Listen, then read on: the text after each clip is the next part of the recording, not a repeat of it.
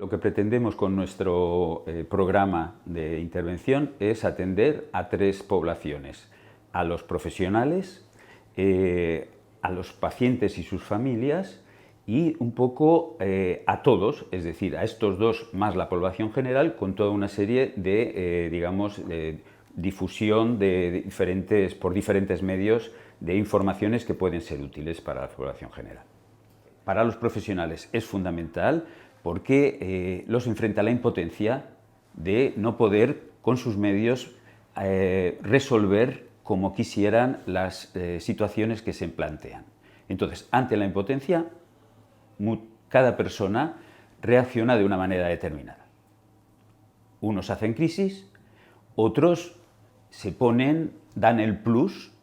y se agotan o no se dan cuenta hasta después, y entonces después digamos, cuando esto pasa es cuando viene el malestar, la depresión, etc. Otro de los problemas es la soledad, y esta la podríamos vincular más a los pacientes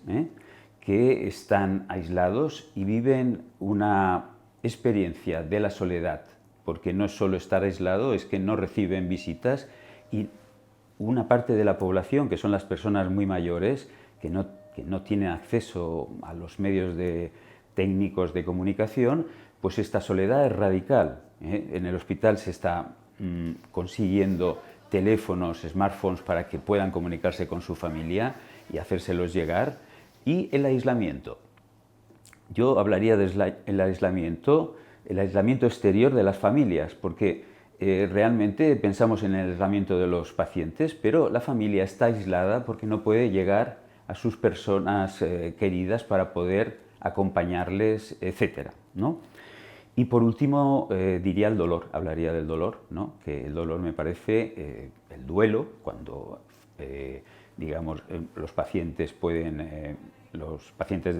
familiares pueden fallecer, y entonces qué hacer en estos momentos, cómo comunicarlos o cómo escuchar las peticiones de los pacientes, que creo que hay que escuchar para poder después hacer una intervención que sea, digamos, orientada a partir de las coordenadas, la forma de ser de cada persona, porque hay personas que, no sé, que en un momento antes de morir lo que les preocupa es que no le dijo